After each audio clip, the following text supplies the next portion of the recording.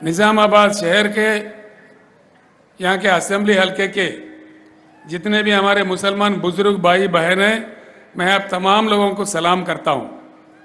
आपसे अदबन गुजारिश करता हूँ कि आप बीआरएस पार्टी का तायीद कीजिए, बीआरएस पार्टी का ताउन कीजिए, गणेश गुप्ता को यहाँ से जिताइए। मैं इसीलिए ये बात कहता हूँ, जब तेलंगाना रियासत के लिए हम लोग लड़ रहे थे, हम लोग जद्दोजहद कर रहे थे, कई बार मैं यहाँ पे आया, निज़ामाबाद शहर में भी कई जलसाओं में मेरा तकरीर भी हुआ। उन दिनों में कह रहा था, हमारे जंग में, तेलंगाना के जंग में नेकी है, नीयत है, इंसाफ है। अल्लाह के घर में देर है लेकिन अंधेर नहीं है। और अल्लाह का करम हुआ, और अल्लाह का करम हुआ, हमको तेलंगाना रियासत हासिल हुआ। अल्लाह के करम से हम बहुत बड़ा तरक्की भी किए, हम लोग आगे बढ़ रहे। आज मैं फ़ख्र से कहता हूँ, आप लोगों के दुआ से जिस अंदाज में तेलंगाना का तरक्की हुआ, यहाँ का इकानमी बढ़ गया, और हिंदुस्तान में पर कैपिटा इनकम में तेलंगाना नंबर 1 रियासत है, बड़े बड़े राज्यों को भी छोड़ के। और जैसे जैसे हमारे पास पैसे आ रहे, वैसे हम गरीबों में, आवाम में तकसीम कर रहे, कई कार्यक्रम के जरिए, कई लोगों के लिए कार्यक्रम लिए, बिना किसी मजहब व मिल्लत के हम सभी लोगों को एक नज़र से देखते हैं। मैं एक बात आपके कान पे ज़रूर डालना चाहूँगा, कांग्रेस पार्टी के टाइम पे आप लोगों को सिर्फ कांग्रेस वोट बना के, वोट बैंक बना के इस्तेमाल किया। आज भी कांग्रेस नाटक करती है, बातें बोलते हैं, हम नफरत की दुकान बंद करेंगे। मैं आपको वायदा करता हूँ, तेलंगाना एक अमन पसंद रियासत है, सेक्युलर रियासत है, और जब तक केसीआर जिंदा रहेगा, तेलंगाना सेक्युलर रियासत ही बने रहेगा। इसको कोई अलग नहीं कर सकता। हम सब मिलके काम करेंगे। हिंदू के लिए मुसलमान काम करेगा, मुसलमानों के लिए हिंदू काम करेगा, दोनों भाइयों के जैसा हमारे रियासत को हम आगे ले जाएंगे, ये मैं आपको वायदा करता हूँ। प्यार मोहब्बत से मिलकर हम लोग जिएंगे।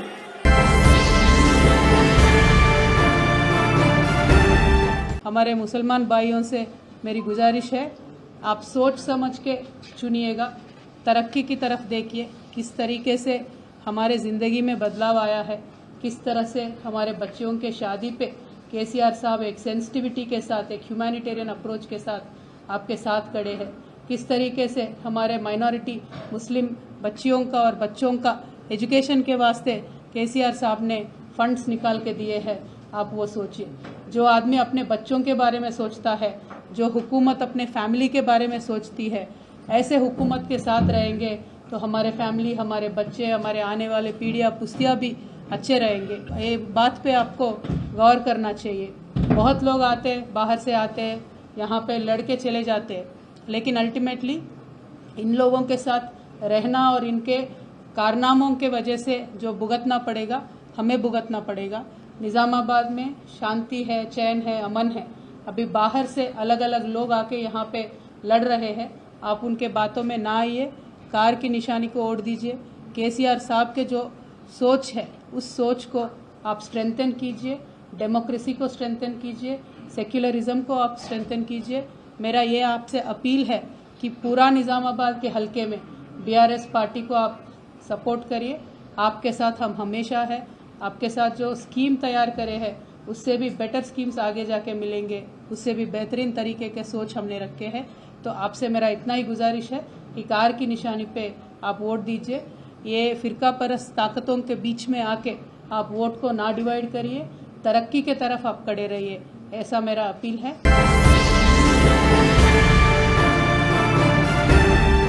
आदाब नाजरीन, टी न्यूज़ के इस खुसूसी प्रोग्राम गोल्डन तेलंगाना में आप तमाम का खैर मकदम है।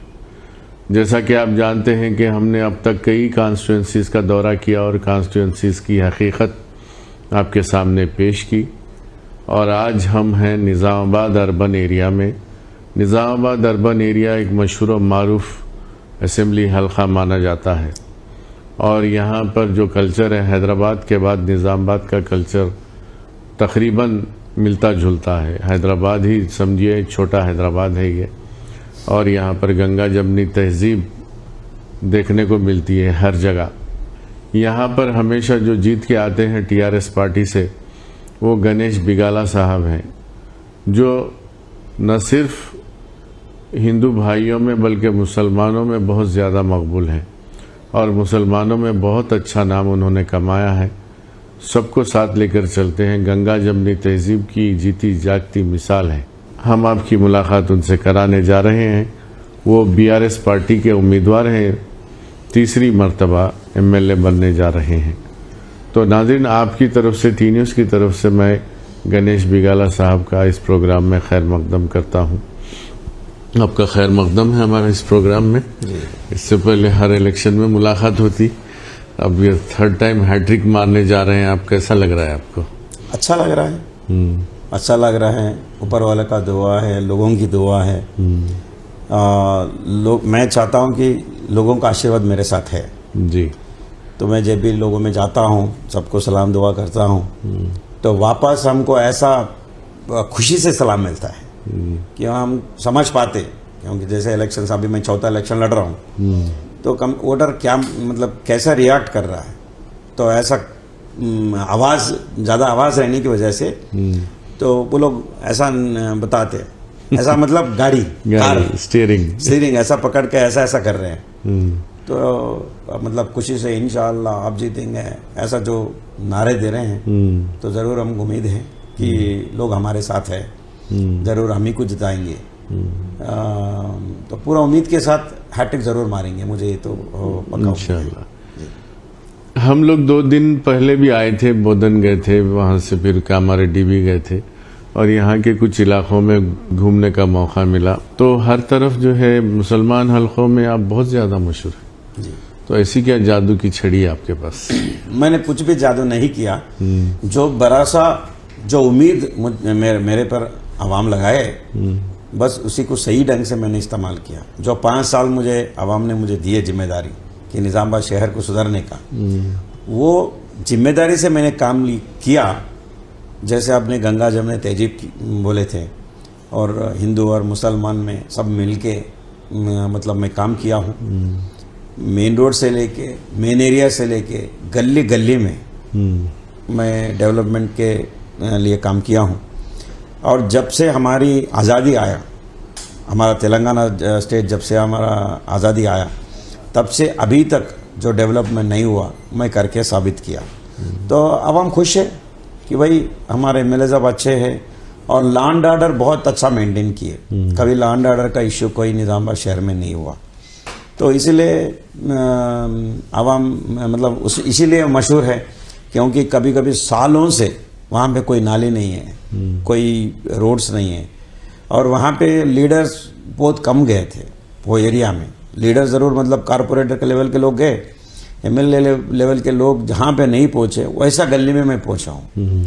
पहुँच के मैं वहाँ पे डेवलपमेंट किया, और यहाँ पे हमारे माइनॉरिटी भाइयों ने मुझे मिस्टर डेवलपमेंट का नाम भी दिया। तो इसीलिए कि हमेशा मेरा दिमाग, मेरा हर वक्त, हर चीज़ मैं इसी में लगाता हूँ। तो इसीलिए मुझे मिस्टर डेवलपमेंट का नाम लगाए। तो मेरा टाइम और ये सारा मैं इसीलिए मैं काम करता हूँ। इसीलिए मैं मानता हूँ कि मैं मशहूर हूँ माइनॉरिटी में। जी। तेलंगाना जब से बना है, तेलंगाना में एक भी फसाद नहीं हुआ और कभी कर्फ्यू नहीं लगा। उसी तरह निज़ामाबाद में जब से आप एमएलए बने हैं, एक मामूली झगड़ा भी नहीं हुआ हिंदू मुस्लिम का। ये लोगों का कहना है। डेफिनेटली पॉलिटिकल सिस्टम का बहुत बड़ा मेन रोल होता है। पुलिस तो हमेशा होता है, जब से इंडिपेंडेंस है तब से भी पुलिस है। तो पॉलिटिकल सिस्टम मैनेज करना बहुत इम्पॉर्टेंट रोल बनता है। जो नेता यहाँ का है उसका बड़ा रोल होता है। कभी कभी हो सकता कि एमएलए का भी हाथ से छूट जाए, लेकिन उसको मेंटेन करना है। अभी मैं सब मेजॉरिटी माइनॉरिटी हर पार्टी को लेके चलता हूँ। एक बार इलेक्शन हो गया तो हो गया, इलेक्शन के बाद सब पार्टी फ्रेंड्स, नो प्रॉब्लम। इस तरह से मैं काम करता हूँ और हर एरिया लेके मैं डेवलपमेंट करता हूँ। ऐसा नहीं है कि जैसे वहाँ पे बीआरएस कारपोरेटर वहीं काम करना है, ऐसा मैं कभी नहीं सोचता। मेरा वो उसूल नहीं है, मेरा डिफरेंट थिंकिंग है। तो उस टाइप का सबको लेके जाने से क्यों झगड़ा होगा, क्यों प्रॉब्लम होगा, अगर आप वो उसको इग्नोर कर रहे हैं तो वहां से आपको प्रॉब्लम शुरू हो जाएगा। और वो कम्युनिटी को इग्नोर कर रहे, तो वहां से आपको इग्नोर आएगा। जब हर कम्युनिटी और मेजॉरिटी में भी जो अलग अलग कम्युनिटीज है, उसको जब सब साथ में लेके जा रहे, एक तरफ डेवलपमेंट कर रहे हैं, एक तरफ उनके कम्युनिटी हॉल्स बना रहे, एक तरफ उसका काम को लिए खुशी कर रहे और उनको पॉलिटिकल में इंपॉर्टेंस दे रहे, तो इसको बैलेंसिंग करके लेके जाना है। अगर कहीं भी कुछ हो जाता है, हम बैठ के बात करके उसको मसैल को सेट कर देते कि भाई ऐसा नहीं होना है, ऐसा रहना है, तो हमारा बात सुनते, हमारा बात मानते, क्योंकि वो रिस्पेक्ट हमने रखा है। तो इसीलिए यहाँ पे कोई इश्यूज के लिए हम जगह नहीं देते। अगर ऐसा हम सोचते कि कुछ होने वाले, हम वहीं ख़त्म कर देते। तो ऐसा सिस्टम से हम फॉलो कर रहे हैं और ऊपर वाले की शुक्र से 10 साल अच्छा निकल गया। मैं निज़ामाबाद आवाम को यही भरोसा दे रहा हूँ कि जैसे मैं 10 साल काम किया हूँ, आगे भी 5 साल मुझे मौका देंगे तो ऐसा ही मैं काम करूँगा। नॉर्दर्न तेलंगाना में सबसे ज़्यादा माइनॉरिटीज रेजिडेंशियल स्कूल्स आपके पास है जी। कहीं को दूसरों को नहीं होना था, आपके पास ज़्यादा रख लिया। अभी हर चीज़ में जब केसीआर साहब 400 बेडरूम 2 बेडरूम दिए थे, मैं 1500 लेके आया। वही तो बता रहे हैं। 1500 लेके आया। यहाँ पे पॉपुलेशन ज़्यादा है, तो इसीलिए स्कूल ज़्यादा लेके आए। तो पॉपुलेशन के हिसाब से मैं रिक्वेस्ट किया सीएम साहब को कि साहब यहाँ पे ज़्यादा माइनॉरिटी है। शादी मुबारक में आप सबको पीछे छोड़ दिए। हाँ, शादी मुबारक हमारे पास बहुत है, हाईएस्ट हमारे पास है पूरा तेलंगाना में। तो जो यहाँ पे जो लोग हैं उसके हिसाब से मैं लेके आता हूँ स्कीम्स। सो जो लोगों के लिए चाहिए, करोड़ों रुपए का फंड आज तक कोई यहाँ पे मेजॉरिटी में भी माइनॉरिटी में भी कम्युनिटी वाइज फंड जितना मैं लाया हूँ कोई भी नहीं लाया। अभी जितने कॉन्स्टिट्यूंसीज में जा रहा हूँ वहाँ पे कुछ ना कुछ लोगों का डिमांड होता है कि कब्रिस्तान का कंपाउंड वॉल होना, वो फला चीज़ होना, शादी खाना होना। यहाँ पे ये सब चीज़ें नहीं बोल रहे लोग। आप यही बोल रहे कि भाई अब क्या है, हमारे पास बहुत सुकून से चल रहा था, आपके इलेक्शन में जो है एक माइनॉरिटी कैंडिडेट को ला के कांग्रेस वाले उसको कुर्बानी का बकरा बना के दूसरे का फायदा करा रहे हैं। इससे ये जाहिर हो रहा कि रेवंत रेड्डी का बीजेपी के साथ अंडरस्टैंडिंग है।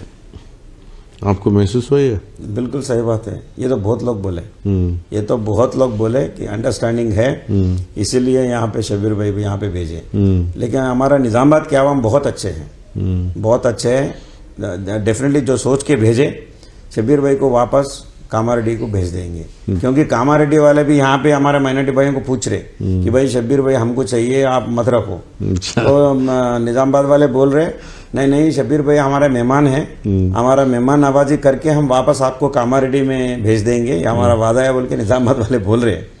तो वो उनको कामयाब होने नहीं देंगे जी। जो रेवंत रेड्डी का जो आइडिया है वो आइडियालॉजी को कामयाब होने निज़ामाबाद वाले कामयाब होने नहीं देंगे। नहीं, रेवंत रेड्डी के बारे में कहा जाता है कि उनका जो है आरएसएस से संबंध है, वो है। लेकिन आज ये जो वाक़या उन्होंने किया है, जो हरकत की है, कामारेड्डी से एक मुसलमान कैंडिडेट को ला के बीजेपी वाले को जिताने के लिए यहाँ जो प्लांट किया है, उससे तो एस्टेब्लिश हो गया कि उनके ताल्लुकात हैं।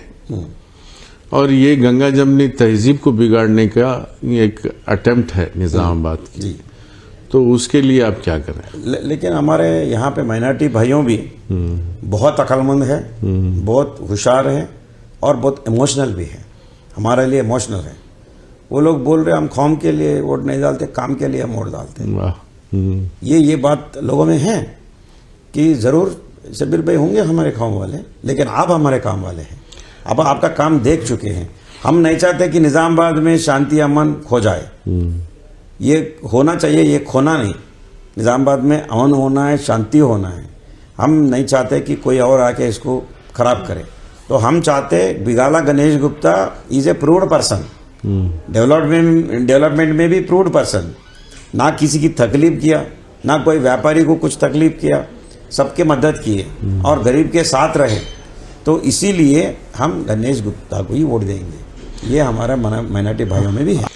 आज जो है केटीआर साहब के साथ बैठने का मौका मिला था, चिट चैट हो रही थी कुछ लिमिटेड लोगों के साथ। उन्होंने वाजे कर दिया है कि 70 से लेके 82 तक सीट्स आएंगे बीआरएस पार्टी को, और उसमें आपकी कॉन्स्टिट्यूंसी का भी जिक्र आया। जी तो उन्होंने क्लियर कट बता दिया, निजामाबाद तो क्या, हम गोशा महल में भी बीजेपी को नहीं जीतने देंगे। जी these are the words of KTR साहब। यस। तो he is very confident, Gosha Mahal भी हम जीत रहे हैं, निजामाबाद भी हम जीत रहे हैं। तो निजाम उनको हर तरह का रिपोर्ट आते हैं, हर Analysis। तरह का एनालिसिस होते हैं, उनको रिपोर्ट आते हैं, सर्वे कराते अच्छा, हैं। ये सर्वे उन्होंने बताया कि 3 सर्वेस हैं, जी। 3 different companies have done the survey. आज सुबह की बात बता रहा हूं मैं। जी तो अलग अलग सर्वे 3 नहीं, मेरे ख्याल से और बढ़कर सर्वे उनके नहीं, पास है। आज जो 3 सर्वे की रिपोर्ट उन्होंने देखी जी। उसके बारे में बताया। तो मुझे भी पता है कि हम लोगों को लोगों का ब्लेसिंग्स हमारे के ऊपर है।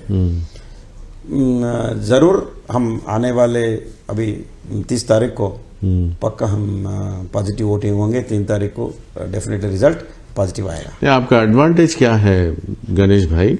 You belong to urban area. जी अर्बन आपके वोटर्स जो है 90% एजुकेटेड और सिविलाइज्ड हैं। Yes they know what is right, what is wrong. Correct. And ये इसमें जो है जज्बात में या कम्युनलिज्म में बह के जाना नहीं चाहिए ऐसे वक्त में। And they can understand and they will take a wise decision. Right. और हमेशा आपने उनका साथ दिया, इस बार तो इम्तिहान है।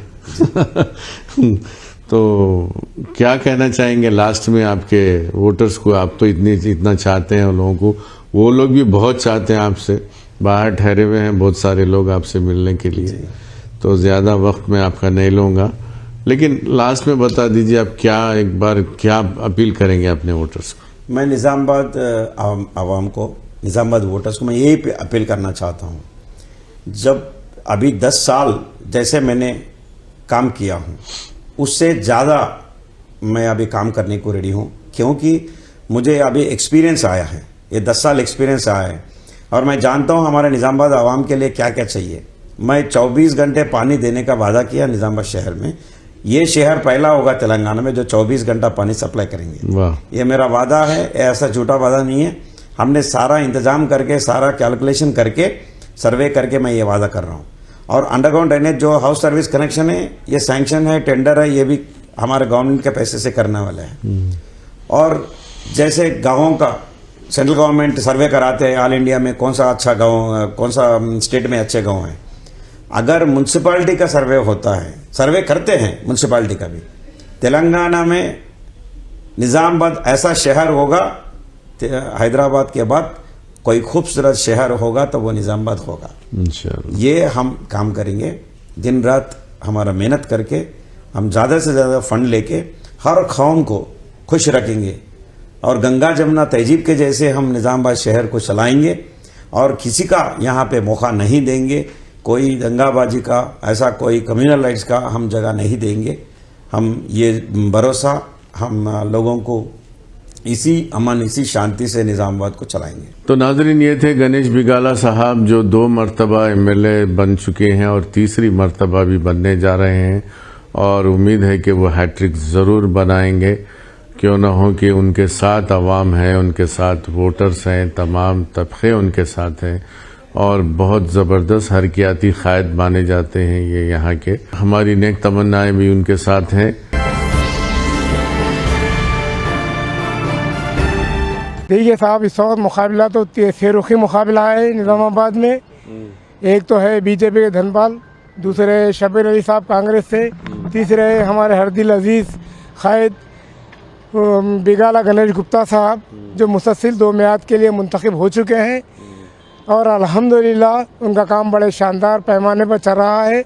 निज़ामाबाद में जो 50 साल में जो तरक्की नहीं हुई वो 10 साल के अंदर वो तरक्की हुई है। यहाँ के मुसलमानों का अल्हम्दुलिल्लाह अच्छा मौक़िफ़ है इस बात से कि बीआरएस ने उन्हें काफ़ी उठाया है, उन्हें काफ़ी अहमियत दी है।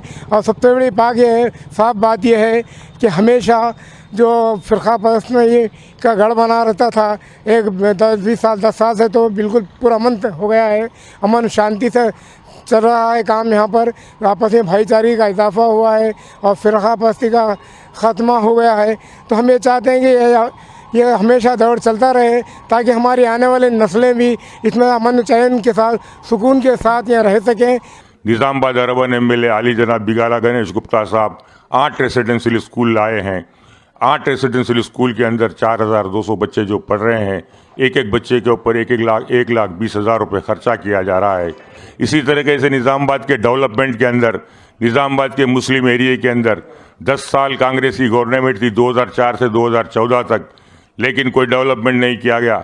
हमारे एमएलए बिगाला गणेश गुप्ता साहब के दौर में निज़ामाबाद अर्बन के अंदर सारे मुस्लिम स्लम एरियों के अंदर road CC road, BT road, centre divider, central lighting डाला गया।